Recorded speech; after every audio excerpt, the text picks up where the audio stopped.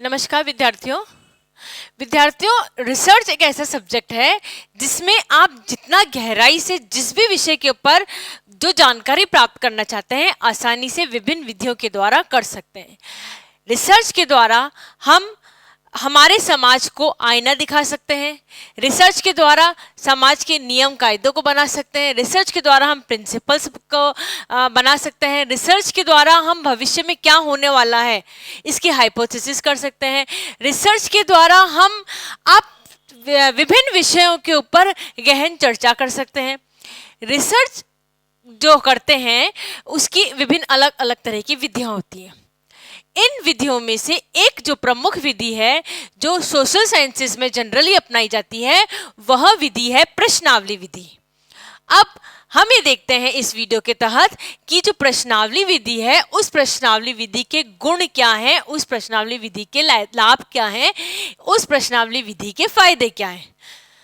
जो प्रश्नावली विधि होती है सबसे पहला फायदा ये होता है कि प्रश्नावली विधि में व्यापक क्षेत्र का अध्ययन किया जाता है। यानी जब आपको जनरलाइज करना होता है किसी चीज को, जब आपको बड़े स्तर पे लंबे स्तर पे बहुत सारे व्यक्तियों का के बारे में अध्ययन करना होता है किसी विषय वस्तु को लेके, तब जाके हम इस प्रश्नावली विधि का अध्ययन करते हैं। समझ गए आप?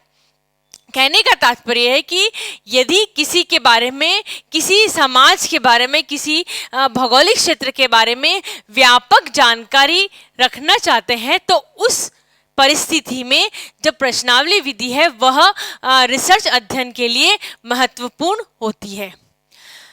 नेक्स्ट है इसका धन व श्रम की बचत। निश्चित रूप से हम प्रश्नावली विधि का निर्माण करते हैं, हमें व्यापक क्षेत्र में करना है। प्रश्नावली विधि में हम किसका निर्माण करते हैं? प्रश्नावली विधि में हम प्रश्नों का निर्माण करते हैं। ठीक है, हमें कैसी स्टडी करनी है? व्यापक स्टडी करनी है, बहुत सारे लोगों पे करनी है स्टडी। हमने अब बहुत सारे लोगों में, हजारों लोगों पे अपन को स्टडी करनी है।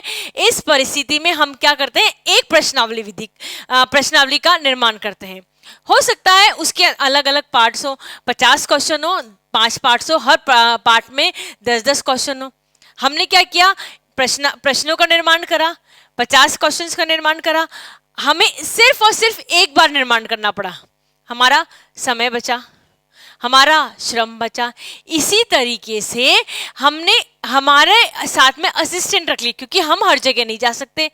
बीइंग ए रिसर्चर हम हर व्यक्ति के पास जाके, क्योंकि हमें हजारों में स्टडी करनी, तो हम हर व्यक्ति के पास जाके परफॉर्मा नहीं दे सकते या क्वेश्चनर नहीं दे सकते। तो हम क्या करते हैं? हम क्वेश्चनर्स को डिस्ट्रीब्यूट कर देते हैं। हमारे किसी मिलने वाले को दे देते हैं, हमारे किसी जानकार को दे देते हैं, वो जानकार किसी और जानकार को दे देते हैं। यानी हम जब डिस्ट्रीब्यूशन करना होता है हम बहुत सारे लोगों को जो प्रश्नावली है उसको दे देते हैं। इसके साथ में हम ये भी करते हैं, हम हमारे साथ में असिस्टेंट रख सकते हैं। हमारे असिस्टेंट अलग अलग एरियाज में जाके और फिर उसको रिसर्च कर सकते हैं। यानी ये जो प्रश्नावली विधि है इसमें धन और श्रम की दोनों की बचत होती है। सिर्फ एक बार प्रश्नों का क्वेश्चनर तैयार करना है, उसके बाद आपको हर बार आप उसको दे सकते हैं। विस्तृत रूप से, व्यापक रूप से, बहुत लंबे बड़े क्षेत्र में हम इसको डिस्ट्रीब्यूट कर सकते हैं। इससे क्या होता है? श्रम और समय और धन सबकी बचत होती है। अध्ययन की पुनरावृत्ति संभव, क्योंकि हमने क्वेश्चनर बनाया, क्वेश्चनर को हमने वैलिडिटी कराई। उसकी वैलिडिटी के साथ से तात्पर्य होता है कि हमने जो प्रश्न बनाए, हमारे प्रश्न सही है या नहीं है, क्या वह इजी है, क्या वह दूसरों के समझने लायक है या नहीं है। इसकी हमने वैलिडिटी और रिलायबिलिटी टेस्ट कराया। कैसे कराया? हमने सब्जेक्ट एक्सपर्ट को दिया, हमने पब्लिक को दिया, 5 जनों को दिया, उन्हें समझ में आ रहा है अथवा नहीं आ रहा है। हमने साइकोलॉजिस्ट को दिया, हमने ऐसे अलग अलग व्यक्तियों को दिया, प्रश्न दिए, प्रश्न चेक कराए, चेक कराने के बाद वो सही है या गलत है उन्होंने बताया। उनके व्यूज से हमने हमारी फाइनल प्रश्नावली को हमने चयन बना दिया। ठीक है, हमारी प्रश्नावली जो बनी वो वैलिड थी, वो रिलायबल थी, सिर्फ एक बार हमें मेहनत करी। अब हमने देखा कि प्रश्न जो हमने बनाए वो देखे कि क्या जो महिला उद्यमी है वह अपने जो जॉब है उससे सेटिस्फाई है या नहीं है। ठीक है, ये इसके लिए हमने क्वेश्चंस बनाए। अब हम क्योंकि हमने महिला उद्यमियों पे लिया, हम इसको बाइफरकेट भी कर सकते हैं, प्रश्नावली एक ही है ना। क्या कपड़ा उद्योग में लगी जो महिलाएं हैं वह अपने जॉब से सेटिस्फाई है कि नहीं? क्या जो ब्यूटी पार्लर जिन महिलाओं ने खोल रखे हैं वह अपने जॉब से सेटिस्फाई है नहीं है? क्या जो ट्रेडिंग कर रही हैं महिलाएं वह अपने जॉब से सेटिस्फाइड हैं अथवा नहीं है? यानी हमने महिलाएं उद्यमी पे केवल एक क्वेश्चन बनाया, जनरलाइज क्वेश्चन बनाया, और आप उसको अलग अलग एरिया के हिसाब से बांट सकते हैं। ये भी कर सकते हैं हम पुनरावृत्ति का से मतलब ये भी है यहाँ पे कि हमने हमारे क्षेत्र में क्वेश्चनर बना के उनको फाइंड आउट कर लिया। हमारा सेम क्वेश्चनर किसी और क्षेत्र के लिए भी हो सकता है लागू, भौगोलिक क्षेत्र जिनके एक जैसे हैं। फॉर एन एग्जाम्पल हम देखते हैं कि किस एरिया में कितने बच्चे जो हैं वह स्कूल से निकल जाते हैं। स्कूल से निकल जाते हैं मतलब एडमिशन लेते हैं और एडमिशन लेने के बाद एडमिशन कैंसिल करा के चले जाते हैं। ये हमें हमारे में, और उसके पीछे क्या कारण है, ये हमारे अध्ययन का ऑब्जेक्टिव है। हमने ये देख लिया, हमने एक प्रश्नों की सूची बना ली। यह प्रश्न हमारे भौगोलिक क्षेत्र में देखा, हमने दूसरे शहर के भौगोलिक क्षेत्र में भी देख लिया, क्योंकि भौगोलिक क्षेत्र का कोई फर्क नहीं पड़ रहा। एक सिटी से दूसरी सिटी में भी देख लिया, गांव में देख लिया, शहर में देख लिया, शहर और गांव के बीच के बच्चों के बीच में कंपैरिजन भी कर लिया। हमने कंपैरिजन कर लिया कच्ची बस्ती के में, और हमने कंपैरिजन कर लिया जो गांव के बच्चे हैं उनमें भी हमने कंपैरिजन कर लिया। यानी हमने कितना स्कूल से बच्चे अपना नॉमेनक्लेचर कटा लेते हैं, नाम कटा देते हैं और जॉब में लग जाते हैं, वह किस एज में लग जाते हैं, इसके पीछे क्या कारण है, ये हमने एक प्रश्नावली बनाई। और हमने कितने अध्ययन कर लिए उसमें? शहर, एक शहर से दूसरे शहर में अध्ययन कर लिया। हमने कैसे अध्ययन कर लिया?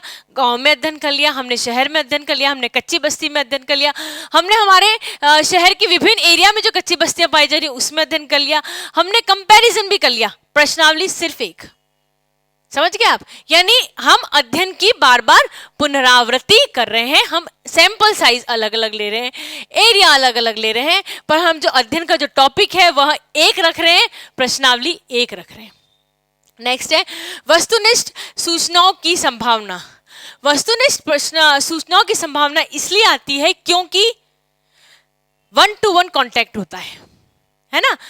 जो रिसर्चर दे रहा है, प्रश्नावली बनाई, वो किसको दे रहा है? सैंपल को दे रहा है और सैंपल से ले रहा है।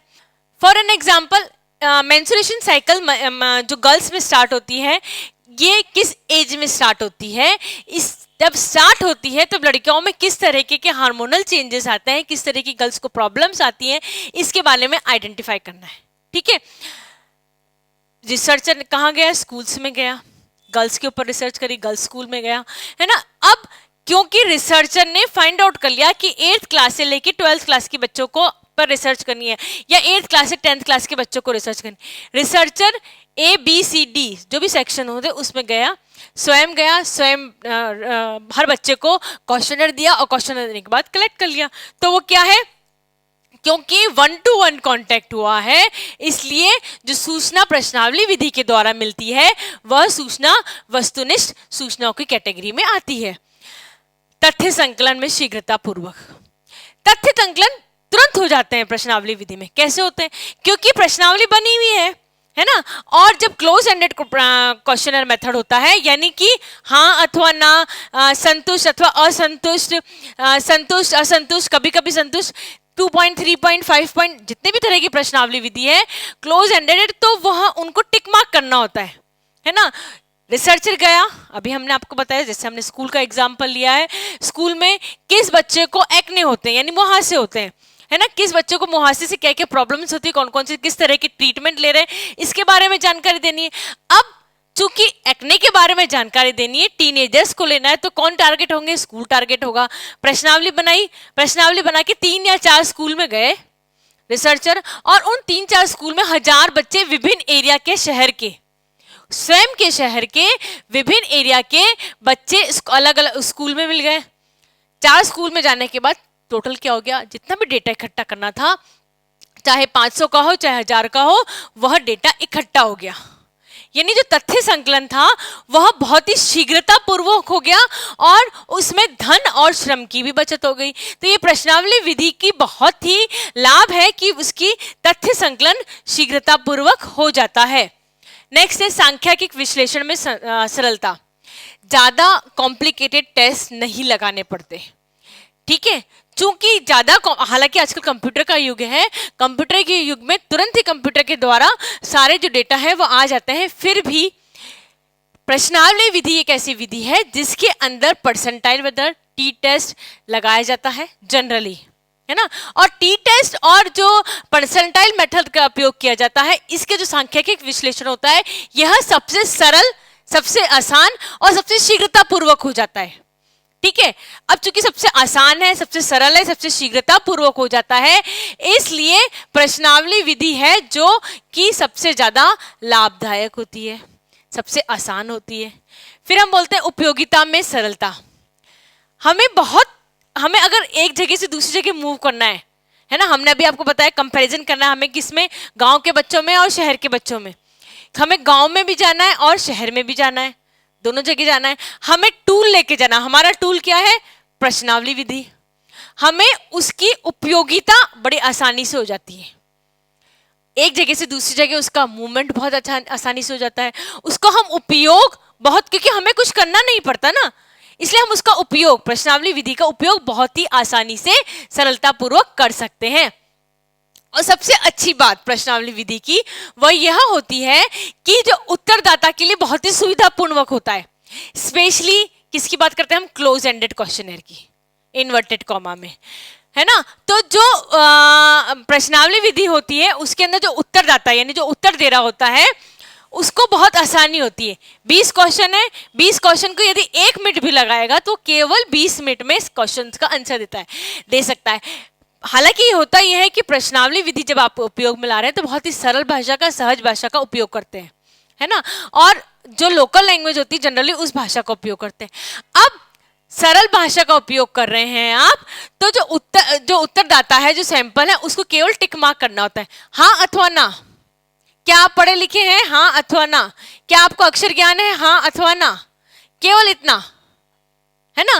तो उत्तरदायित्व को जब ज्यादा मेहनत करने ही नहीं पड़ रही, उसके लिए सुविधा अनुसार है, तो वह उसके कार्य को करने में उसको इंटरेस्ट लेगा। हम कार्य तभी करते हैं स्पेशली दूसरों का बिना किसी उद्देश्य के, जब हमें किसी भी तरह की परेशानी नहीं होती है। सैंपल्स यानी कि उत्तरदाता इस केस के लिए बहुत सुविधा होती है, क्योंकि उन्हें जरा से भी मेहनत नहीं करनी पड़ती है, उन्हें केवल टिक मार्क करना पड़ता है। ज्यादा से ज्यादा 1 या 2 जो क्वेश्चन होते हैं वो लिखने पड़ते हैं, ठीक है। वो भी क्वेश्चन को इसमें लिखने पड़ते हैं जब वो ओपन एंडेड होता है ना। तो क्योंकि ज्यादा मेहनत नहीं करनी पड़ती, इसलिए उसको कलेक्ट करना भी आसान होता है। अध्ययन में निष्पक्षता रहती है। प्रश्नावली विधि बनाई, निष्पक्ष रूप से बनाई गई, कोई पक्ष नहीं रखे गए, सबके सारे पक्ष देखे गए, और सारे पक्ष देखने के बाद में क्या हुआ, प्रश्नावली विधि का निर्माण हुआ। अब चूंकि सारे पक्ष देखने के बाद उसका निर्माण हुआ है, और हम ये नहीं देख रहे हैं कि हम इसी को दें या हम उसको ना दें, ठीक है। हम निष्पक्ष रूप से हर व्यक्ति को बांट रहे हैं। जैसे हमने आपको एग्जांपल दिया कि हम किसी स्कूल में जाके फाइंड आउट कर रहे हैं कि किस बच्चे को एक्ने में क्या प्रॉब्लम्स आती है, क्या किस तरह का ट्रीटमेंट लेता है, ठीक है। अब हम ये फाइंड आउट कर रहे हैं किस व्यक्ति कौन सा तरह का ट्रीटमेंट ले रहा है। हम ये फाइंड आउट, हम किसी व्यक्ति विशेष के बारे में नहीं ले रहे हैं, हम जनरल ले रहे हैं। अब चूंकि हम जनरल ले रहे हैं तो वह निष्पक्ष होगी।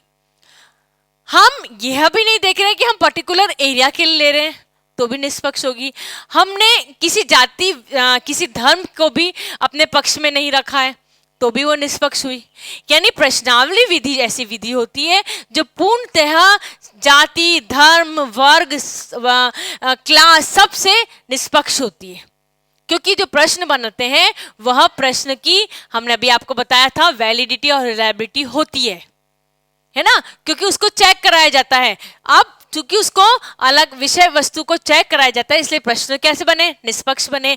निष्पक्ष बने तो सभी लोगों में समान रूप से वितरित किए गए, समान रूप से वितरित किए गए और समान आंसर मिला, डेटा कलेक्शन हुआ तो क्या हुआ, निष्पक्ष हुआ। तो प्रश्नावली विधि से जो डेटा कलेक्शन होता है निश्चित रूप से वह कैसा होता है, निष्पक्ष होता है। और क्योंकि जो व्यक्ति यानी कि उत्तरदाता है वह स्वयं उत्तर दे रहा है ना। जैसे हमने एग्जांपल लिया अभी आपके सामने कि मुहासे के आप कैसे उपाय करते हैं, क्या आयुर्वेदिक उपाय करते हैं? क्या आप होम्योपैथी उपाय लेते हैं? क्या आप घरेलू उपचार लेते हैं या कोई आप अलग से गोलियां खाते हैं? ठीक है, ये 4 हैं, क्योंकि जो व्यक्ति जिसको एक्ने हो रहे हैं, मुहासे हो रहे हैं, वह स्वयं उसका उत्तर दे रहा है, तो निश्चित तौर पे जो सूचना हमें मिलती है वह कैसी सूचना मिलती है? प्रामाणिक सूचना मिलती है, क्योंकि वो स्वयं इस दौर से गुजर रहा होता है, वो चीज उस व्यक्ति के ऊपर लागू हो रही होती है। इसलिए जो भी सूचना देता है वह स्वयं दे रहा होता है, व्यक्ति, वो सैंपल वो स्वयं होता है, तो जो सूचना हमें प्राप्त होती है वह कैसी होती है? प्रामाणिक होती है। बच्चों, जब वीडियो की स्टार्टिंग में हमने आपको ये बोला, प्रश्नावली विधि एक ऐसी विधि है जिससे हमें किसी भी डेटा को कलेक्शन करने में बहुत ही आसान होती है, बहुत ही जल्दी कलेक्ट हो जाती है वह। और सबसे अच्छी बात इसकी ये होती है कि आप एक बार आपने प्रश्न बना लिए हैं तो आप उस प्रश्नों को पुनः पुनः अलग अलग अध्ययन में यूज कर सकते हैं, अलग अलग तरीके से यूज कर सकते हैं, है ना।